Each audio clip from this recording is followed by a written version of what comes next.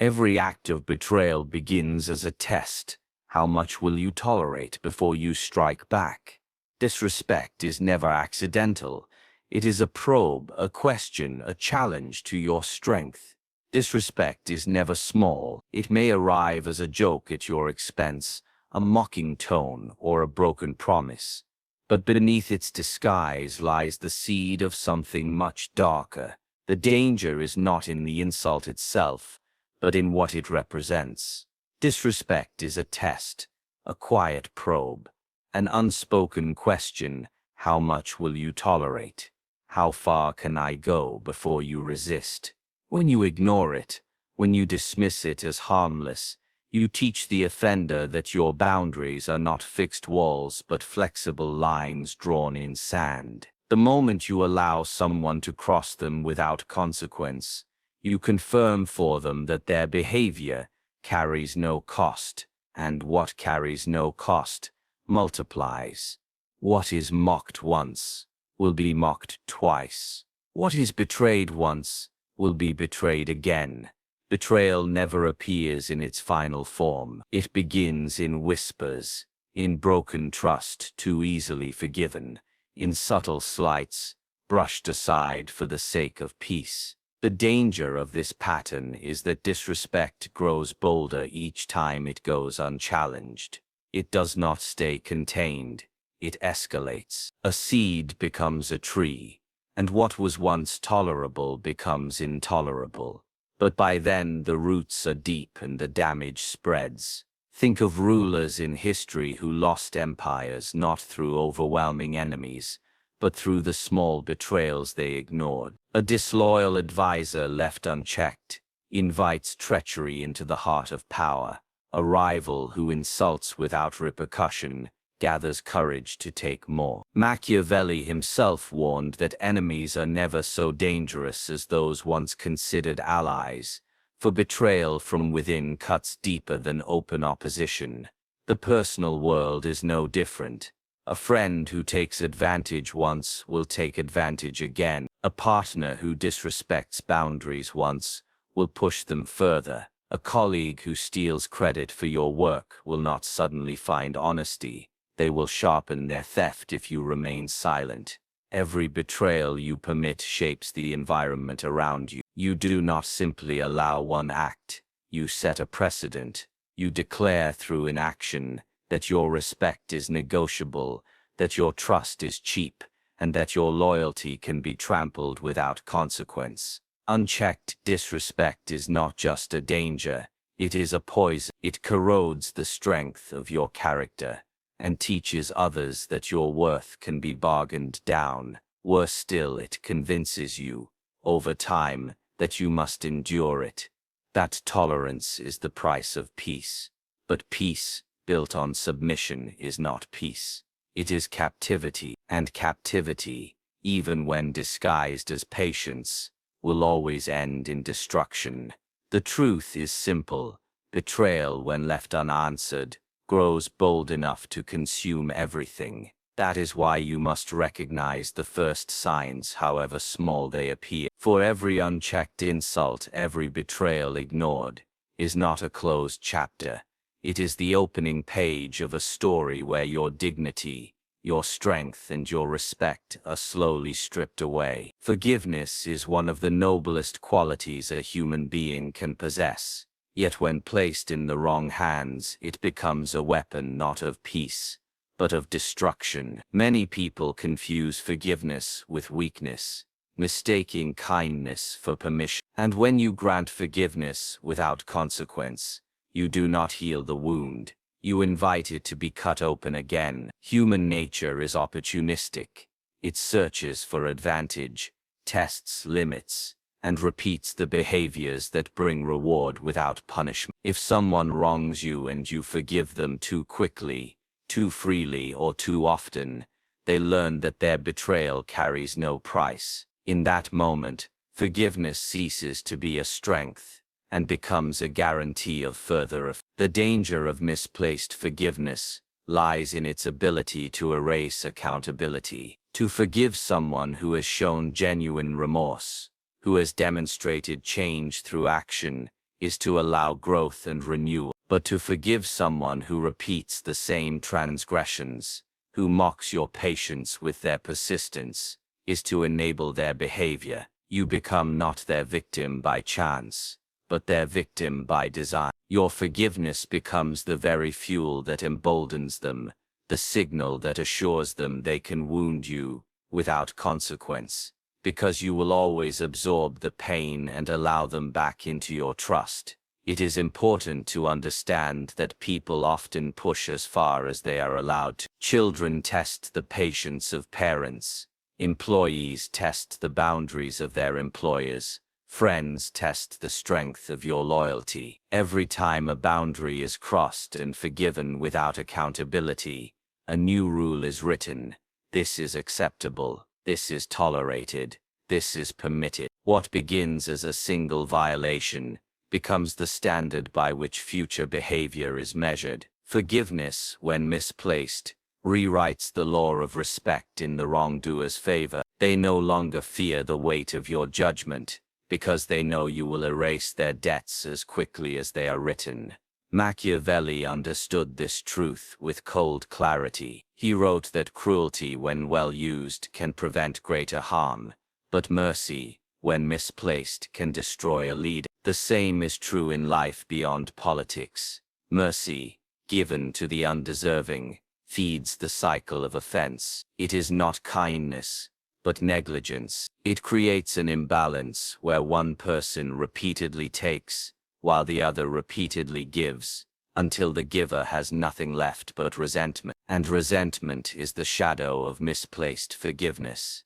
It grows silently, eroding your dignity, until one day it explodes in anger, or collapses into despair. Think of betrayal like fire. If you extinguish it properly, it dies. But if you simply wave away the smoke, if you forgive the spark without stamping it out, the fire smolders unseen and returns stronger than before. Misplaced forgiveness is like leaving embers alive, convincing yourself the flame has passed, only to discover later that your entire house is burning, because you refused to deal with it when it was small. Forgiveness without consequence is not peace. It is delayed destruction. The cycle of repeated offense is not just about the actions of others.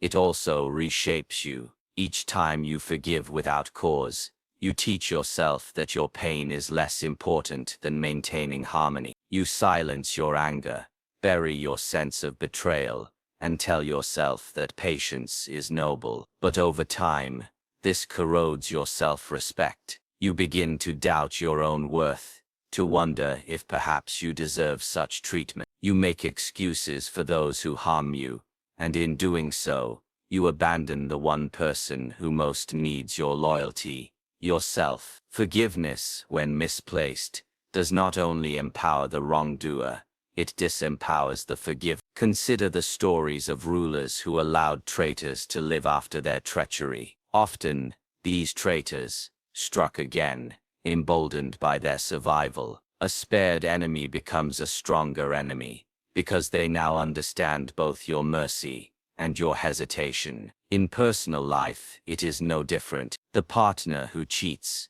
and is forgiven often cheats again, for they know the wound heals quickly. The friend who lies and is forgiven without consequence lies again, knowing your trust is cheap. The colleague who undermines you and is pardoned grows bolder in their deceit. Forgiveness becomes not an end to conflict, but an invitation to continue it. This is why true forgiveness must be paired with discernment. Forgiveness without change is wasted breath. Forgiveness without boundaries is surrender. Forgiveness without consequence is weakness. And weakness, in the eyes of the world, is a signal to exploit. When you forgive without demand, you are not giving someone a second chance. You are giving them permission for a second offense. The cycle will not end until you decide that forgiveness must be earned, not assumed. Some will argue that endless forgiveness is a form of unconditional love, a way to rise above the flaws of others. But unconditional love, without conditions of respect and trust, becomes self-destruction. To love someone is not to allow them to destroy you. To forgive someone is not to remove all responsibility from their shoulders. Love and forgiveness are strongest when they are tied to accountability, when they demand growth, when they inspire transformation. Misplaced forgiveness, however, demands nothing and receives nothing in return. It is not noble, it is naive. And so, the lesson is clear. Forgiveness is powerful when wielded with wisdom, but dangerous when wielded without thought. To forgive those who cross you once, who stumble but seek redemption, is strength. To forgive those who repeatedly trample your dignity, who mistake your mercy for weakness, is folly. In such cases, forgiveness does not heal wounds, it reopens. It does not create peace, it guarantees more conflict. It does not reflect strength, it exposes fragility. The harsh truth is that not everyone deserves your forgiveness. Not every offense can be excused.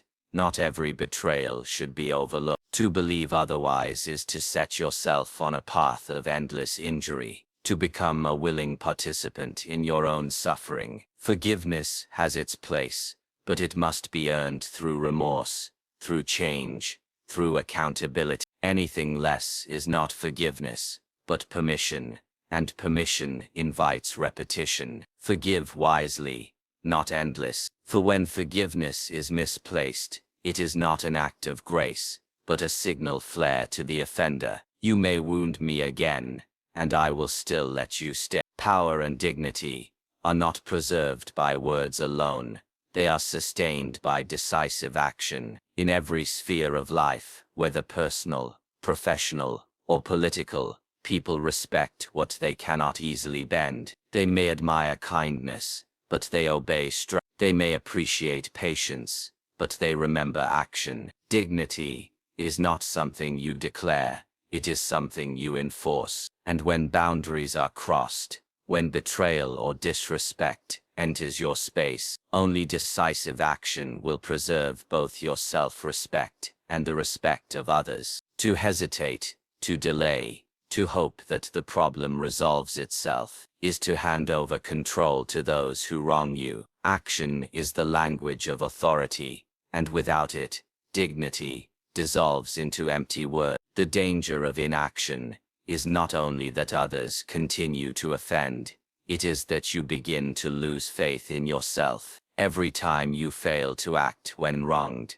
a small fracture forms in your own confidence. You silently tell yourself that you should have stood firm, that you should have spoken up, that you should have defended what is yours, and yet you did not. Over time, these fractures accumulate, and the foundation of your dignity weakens. Decisive action is the repair, the force that binds those cracks with strength. It restores not only how others see you, but how you see yourself. There is nothing more dangerous than a man or woman who can no longer respect themselves, for then all dignity is lost. History offers countless lessons on this truth. Rulers who hesitated in the face of treachery invited rebellion. Leaders who forgave without consequence were undermined by those closest to them. In contrast, those who acted swiftly and decisively, who made clear that betrayal had a cost, preserved their power for generations. Machiavelli argued that cruelty,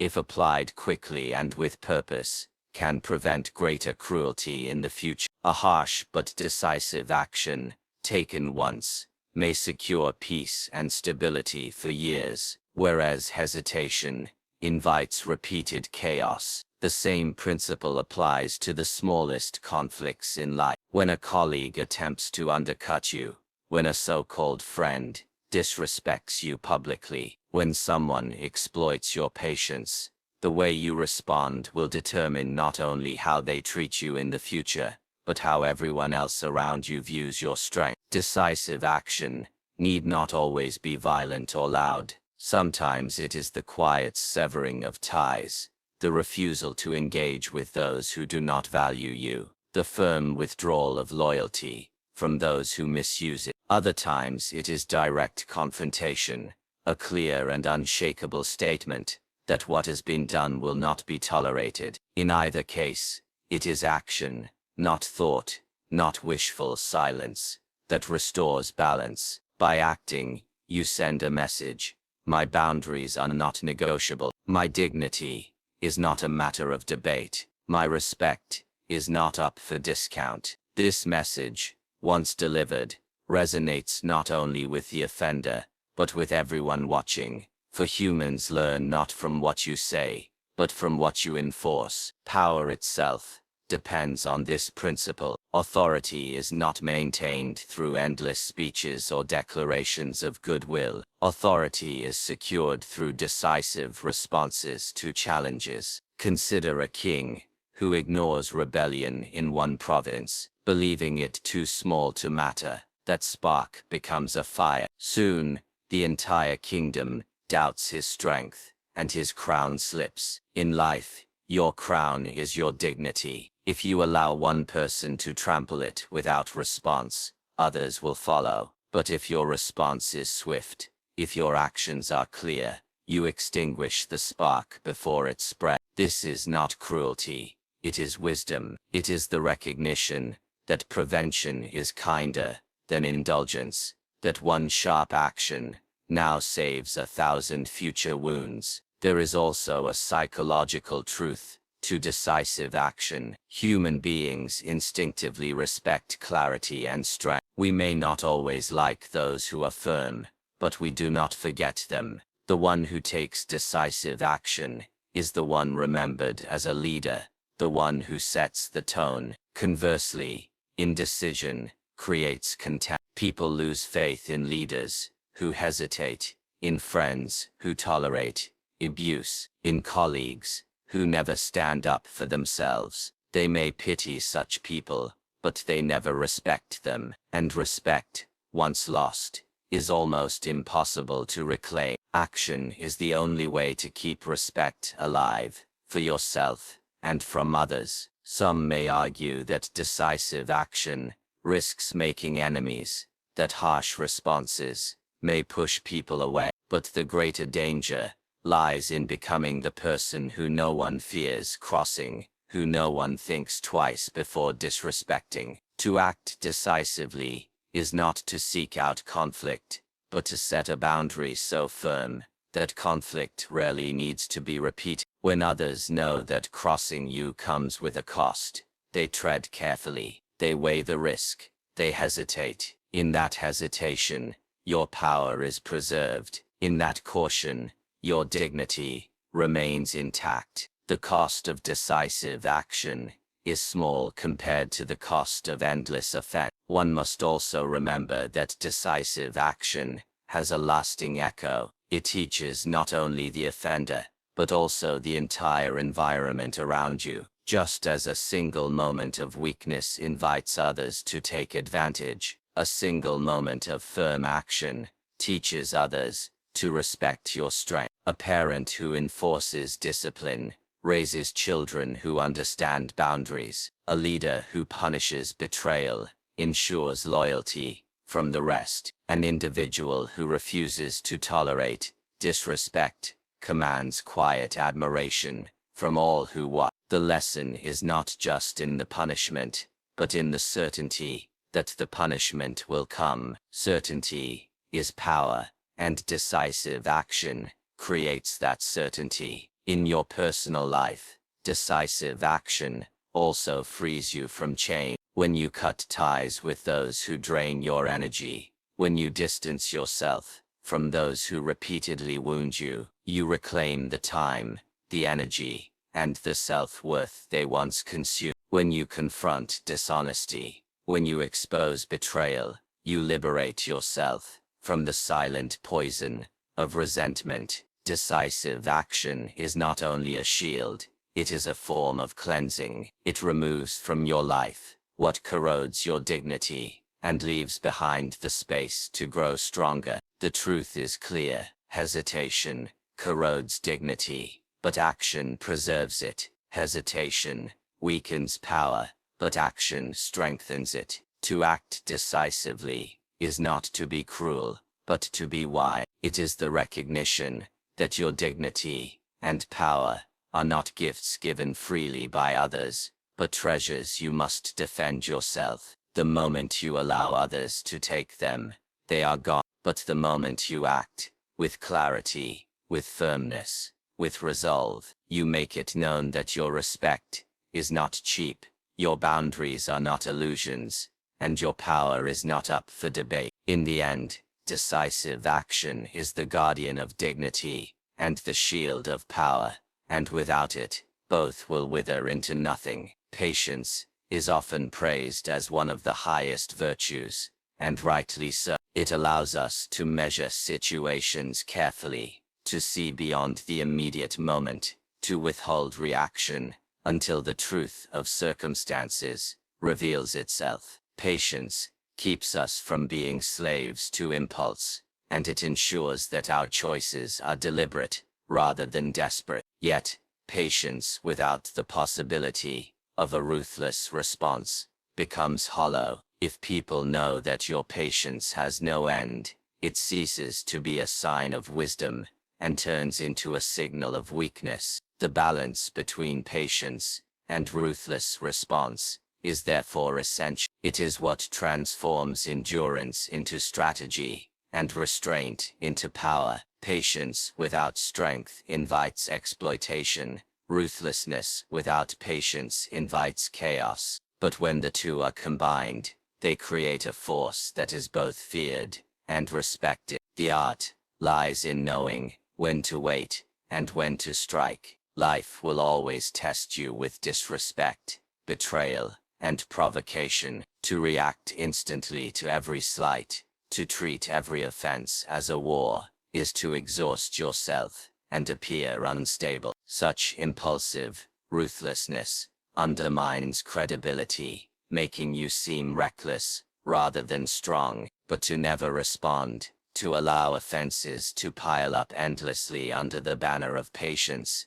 is to bleed slowly until nothing remains of your dignity. The balance is found in discerning which offenses are noise and which are threats. Patience is the sieve through which you filter the petty from the serious, the irrelevant from the essential. But once a line is crossed, once disrespect grows into open defiance, or betrayal threatens to repeat, patience must end, and ruthless response must begin. Machiavelli warned rulers against being too merciful, for mercy, without consequence, breeds disorder. Yet he also advised against cruelty, without reason, for pointless harshness creates rebellion. The wisdom is in striking at the precise moment, when patience has done its work, when all doubt has been cleared, and when decisive ruthlessness will both resolve the offense and send a lasting message. Timing is everything.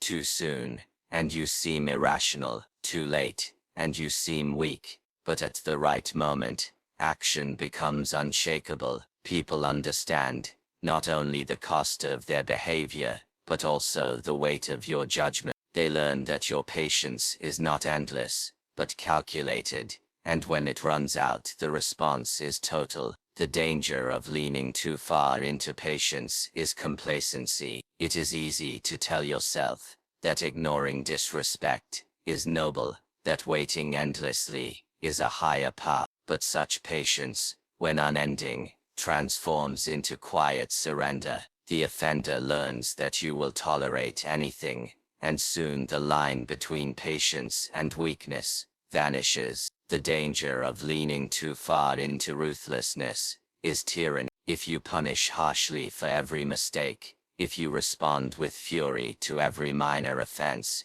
you become feared, but not respected. People learn to obey, but not to trust, and eventually their loyalty crumbles into resentment. Balance prevents both extremes. It ensures that your patience is never mistaken for weakness, and your ruthlessness is never mistaken for madness. Think of a lion. It does not roar at every sound in the forest. It does not waste its strength on every rustle of the grass. It waits, it observes, It moves only when the prey is within reach, but when it moves, it does so with full force, leaving no room for escape. That is the balance of patience and ruthless response. Humans are no different. If you act too soon, you waste energy and reveal your hand. If you never act, you starve. But if you wait until the right moment, and then act, with total commitment, you secure both survival and dominance. In relationships, this balance is essential. A friend may insult you lightly, or make a mistake that is unintentional. Patience here preserves the bond, giving them the chance to correct themselves. But if the insult becomes a habit, if the mistake transforms into betrayal, then patience alone will only invite further wound. At that point, ruthless response, whether through confrontation, distance, or severing ties, becomes necessary. In professional life, patience allows you to watch the moves of rivals, to see if their actions are careless or calculated. But when you discover intent to undermine or sabotage, response must be sharp and decisive, ensuring that no one mistakes your restraint for weakness. The true strength of this balance lies in unpredictability. If people know you are endlessly patient, they exploit you. If they know you are endlessly ruthless, they avoid you but quietly conspire against you. But if they cannot predict when your patience will end and your ruthlessness will begin, they walk carefully around you. They respect you, not only for your strength, but for your judgment. They know that you are not impulsive, but neither are you soft. This uncertainty gives you power, for power often rests, not in what you do, but in what people fear you might do. Patience is the shield, ruthlessness is the sword. Alone, each is incomplete. A shield, without a sword, can only defend until it is broken. A sword, without a shield, can only attack until it is exhausted. Together, they create balance, the ability to endure without breaking, and the ability to strike without hesitation. That balance is the essence of dignity and power. Without it, you are either endlessly trampled, or endlessly at war. With it, you become untouchable. Mercy is often spoken of as the highest virtue, a mark of compassion, humanity, and moral superiority. Yet mercy, in the absence of strength, is not virtue at all. It is weakness, dressed in noble clothing. Niccolò Machiavelli understood this truth with brutal clarity. He warned that while mercy can win hearts, it can also endanger authority, if it is not backed by the power to punish. To be merciful, without the capacity for strength, is to offer forgiveness that carries no weight, generosity that demands no respect, and tolerance that invites exploitation. True mercy is a choice, and choice can only exist where there is strength. If you cannot punish, then your mercy is not mercy, it is surrender. Weakness disguised as mercy creates a dangerous illusion. On the surface, it appears noble, even saintly, to constantly forgive, to always give chances, to never retaliate. But beneath the surface, others see the truth. You are incapable of enforcing boundaries. They do not admire your kindness, they exploit it. They do not respect your mercy, they rely on it. What looks like grace to you appears as vulnerability to them. In this way, mercy, without strength, not only erodes dignity, but also destroys the very respect it is meant to cultivate. People may thank you for your mercy, but they will not fear crossing you again, and without fear, respect cannot endure. Machiavelli drew a sharp distinction between being loved and being feared. He observed that love is fickle, subject to change, while fear is constant, because it is tied to consequence. Mercy, without strength, is love without consequence. It asks for loyalty, but provides no deterrent against betrayal.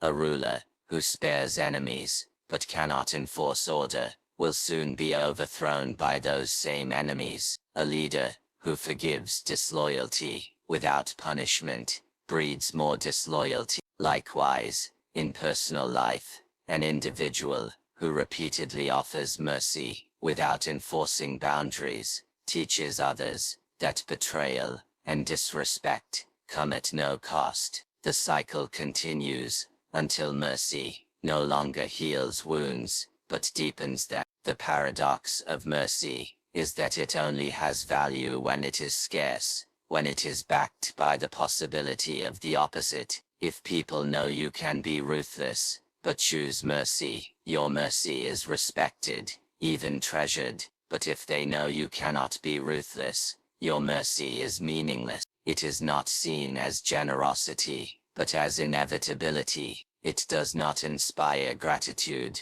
but contempt. This is why mercy must always be paired with strength. It is the contrast between the two that gives mercy its power. Consider a general who has the power to crush his enemies, but spares them, granting life when death was possible. His mercy commands loyalty, for his enemies know their lives were in his hands. But consider another general who spares his enemies only because he lacks the power to destroy them. His so-called mercy inspires no loyalty, for it is not mercy at all, it is helplessness. The first general is feared and respected, his mercy seen as a gift. The second is pitied or mocked, his mercy seen as weakness. This difference defines whether mercy uplifts or destroys. Strength,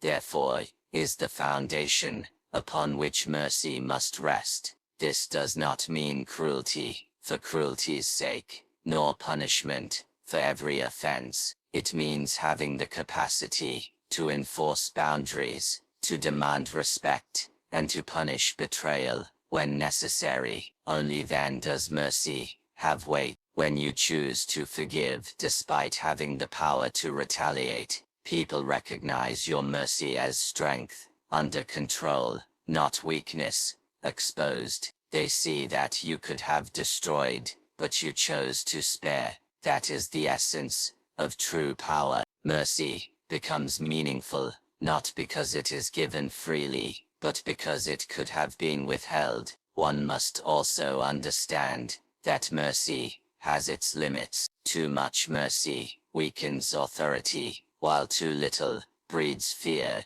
and rebellion. The key is balance. A ruler, or any individual, must be strong enough to be feared, yet wise enough to be merciful when it benefits them. Mercy, then, is not about kindness alone, but about strategy. It is a tool to win loyalty, to build alliances, to calm dissension. But its effectiveness depends entirely on the underlying strength of the one granting it. Without strength, mercy is charity that drains you. With strength, mercy is a calculated gift that enriches you. There is also a personal dimension to this truth. To offer mercy without strength is to betray yourself. It is to allow others to walk over you in the name of kindness, to excuse betrayal because you fear confrontation, to accept disrespect because you lack the will to enforce boundary. Over time, this destroys not only how others see you, but how you see yourself. Your dignity erodes, and your identity becomes defined by submission rather than authority. Mercy without strength leaves you empty, used, and forgotten. But mercy, paired with strength, elevates you, for it allows you to be generous without being exploited, compassionate without being diminished. The world, in truth, does not reward endless softness. It rewards those who can be both fierce and forgiving, those who embody both the sword and the open hand. Machiavelli understood that mercy is not the absence of cruelty, but the mastery of it. To be merciful, without the ability to be cruel, is to be powerless. But to hold cruelty in your grasp, and to restrain it, is the highest form of control. That control commands respect, and respect sustains power. So, the lesson is clear: never offer mercy from a place of weakness. Never forgive simply because you fear confrontation. Never show tolerance that you cannot afford. Let your mercy be deliberate, calculated, and chosen from a position of strength. When people see that you have the capacity to punish but choose to pardon, they will respect you. They will know that your mercy is not born of fear, but of control. And in that respect lies the true power Machiavelli spoke of, the power to command loyalty, to enforce boundaries, and to preserve dignity. Mercy without strength is weakness, but mercy with strength is supremacy.